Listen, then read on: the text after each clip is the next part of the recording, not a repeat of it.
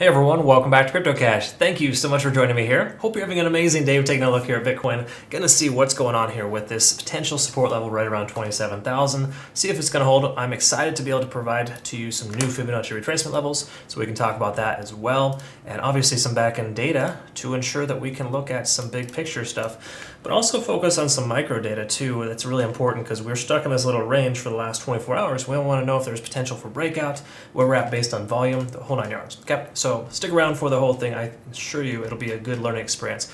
If you are new to the channel though, I'm not a financial advisor, love teaching people to trade. I hope you can learn something here today. If you want to learn a lot more, become a community member, cryptocash.tech, link down below, of course. Look forward to work with you. Also, quick little heads up and you know, thankfulness, whatever you want to call it.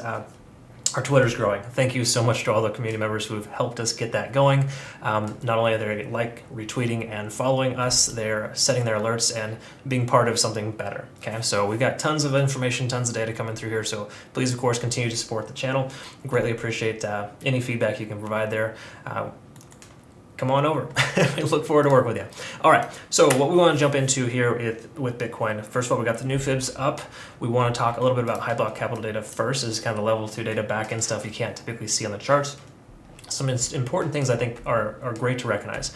And I've talked about this previously, but we do have the global bid-ask ratio still high right now. In other words, people are still trying to buy more than they are trying to sell. And I think that's a good sign because that shows the relative strength is holding at that 27 to 28,000 range, and a lot of folks are trying to get in right now before it's too late. Okay, there's also a lot of open interest. Well, this isn't a dramatic increase. It is definitely increasing the last couple of days. We need to see that in order for the price action to increase. Open interest plus volume, it basically implies that we're going to have more buying pressure. Now, again, there's no guarantees on that. You got to keep in mind, fear and greed index is coming down right now. We are at this kind of scary point, I guess you could say, when things kind of get a little bit on the yellow side. It really just implies that folks are a little concerned right now with the price action, which rightfully so. I am too a little bit, but excuse me, I'm also excited for these prices because I have tons of limit orders set on the way down. So again, depends on how you look at it, depends on what side of the tracks you're on. So when it comes to liquidation data, we can see this is kind of obvious, but we got the 27,000 support range, we got the 28,000 resistance. We're kind of stuck in that range right now where a lot of folks are long and short based on those two areas. Where we can really see this difference here is, of course, with open interest, whereas the net longs are, the late longs are in green. The previous longs that came in right around the 27,600 mark are almost in the green. And of course, we have a few lates as well, kind of upwards about 27.8. So generally speaking, it's kind of spread out throughout the board here with longs, but we can start seeing a lot more longs than shorts in that regard. But when you do look at the shorts, they're heavy short right here at 27.7. So they're still in the green, where a lot of longs are kind of sporadically invested in between 27.4 and 27.8.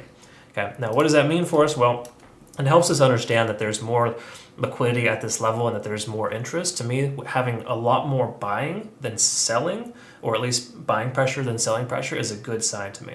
It implies that if we're going to see the price drop, it's going to have to take a very large amount of volume to do that. While there's some whales out there that can, there's a good chance that with the relative strength being fairly decent at this point, I think we're in good shape. Okay. Now keep in mind, the traditional relative strength index, I'm not referring to the back-end level 2 data.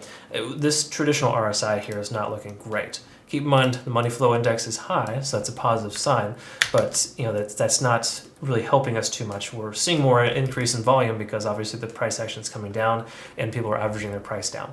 When we look at the MACD, we're still diverging here, so there's really nothing here on the daily telling us that we got like this instant reversal potential.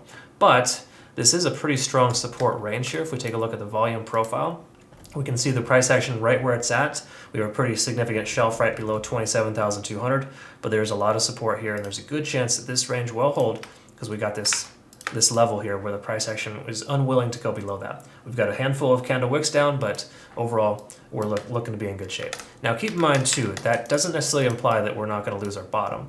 It does imply if we do lose our bottom that 25,000 will probably be the next likely target based on larger time frames, simple moving averages, and a few other factors. Okay, so again, mostly positive there in that regard. When it comes to, see here, what do we want to look at next would be, I mean, technically we've looked at everything on the daily, at least in my opinion, that would be worthwhile.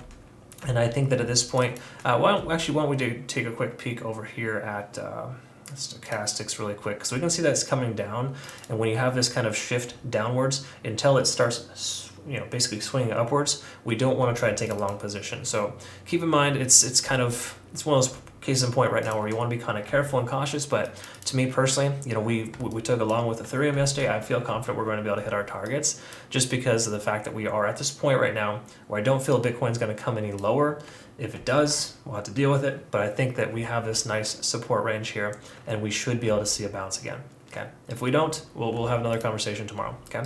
That's just kind of how it goes with trading, right? You kind of got to learn to work with the ebbs and flows of how it goes. And it's never an exact science, but for the most part, you can increase your odds by using specific tools. And to me, those tools are Fibonacci retracement levels. So let's talk about that actually really quick, because we can see we're range bound here between 27,250 and 27,800. Okay, so until we break soundly above 27.8, I would not recommend considering taking a long position. One thing you want to pay attention to, though, we do have a MACD convergence on the horizon. Okay, and just because it's on the horizon doesn't mean it's going to happen, but you can see we're losing a lot of bearish momentum, and the fact of the matter is that it will swing bullish here in a moment. I would say within 24 hours, we get a closure at 27.7, 27.8 or higher. We'll be in really good shape to be able to see that swing upwards. We do have a resistance here at 50 on the RSI. Keep that in mind. It's worked pretty strong recently to keep the price action in place.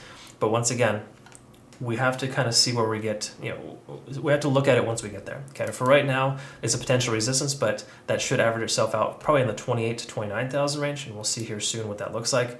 We're below all three moving averages, so in truth, the 4 hour has no confirmational signs to take along, but it does give us confirmation that we have better potential for a shift in momentum here soon. And that to me is a positive thing, considering, I gravitate a little bit more towards swing trading nowadays than day trading. Granted, I've been trading for the whole, for the last 20 years almost consistently as a day trader, but I would say that I love swing trading better because there's less stress involved. You just kind of set it and forget it. Okay. Again, different strokes for different folks, but from a swing trader's perspective, this is shifting the momentum, and I feel like we could see some good upside here soon. But there's no doubt that this is somewhat of a resistance. And let's take a look at the hourly and see if there's any positives. So we kind of got this double bottom here, right? And double bottoms do have a tendency of breaking to the upside if they're coming from the top.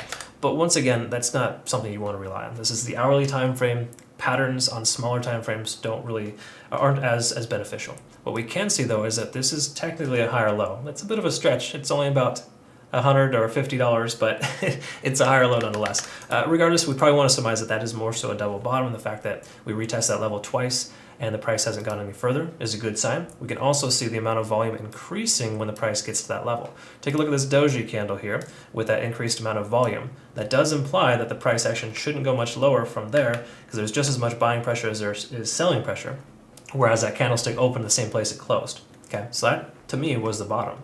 Again, it's no guarantee, of course, more volume can come into the market, but generally speaking here, we are looking for a very strong potential for an increase here from Bitcoin.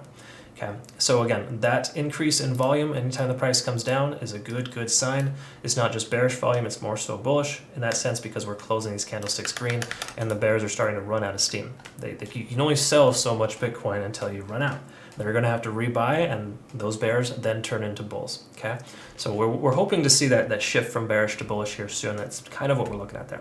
Last thing we want to kind of take a look at would be the 15-minute time frame here and see if we have any confirmational signs on some of our indicators. CC Golden does give us a few confirmational signs. You do got to recognize though that this is all well and good. That tells us based on volume and relative strength and average true range that the price action should increase from here. But we're still below these key level resistances, such as specific moving averages. So I would exercise caution when taking trades without being above that cloud, if you will. Okay. Furthermore, if we take a look at Bollinger Bands, we're seeing a lot of false positives here. In other words, we got some potential breakouts, comes back down to close our longs. So for lack of better terms here, Bollinger Bands isn't giving us a tremendous amount of opportunity right now. With it expanding, that is positive. So if we do once again break above 27.8, I think that'd be a solid sign that we're going to go higher, especially in the sense that we should probably see an increased amount of volume and a potential short squeeze there, because we looked at a level 2 data, right? 27,800 is where most of the shorts are hedged right here, right? So they're in profit right now at 27.7. At this point, they're currently at break even. How's that going to fold out? If the price shoots past that, just say we get a 27.8 or higher, just say 28,000 even, then we'll see a short squeeze and the price should continue further from there. Okay, and that's a case in point where bears become bulls, effectively by force, if you will. Okay, so we want to kind of see that. So I think a sound closure above 27.8 would be solid. Closure today, I think on the daily above 27.8 would be fantastic. That's ultimately what I'm looking for. So hopefully this made sense for you and I described that correctly. If you found benefit, like, subscribe, follow the whole 9 yards. Greatly appreciate that. Tell your friends. And once more, be sure to come on over to our Twitter. Go ahead and follow us there because it's really important to be able to have a lot of good technical and fundamental data.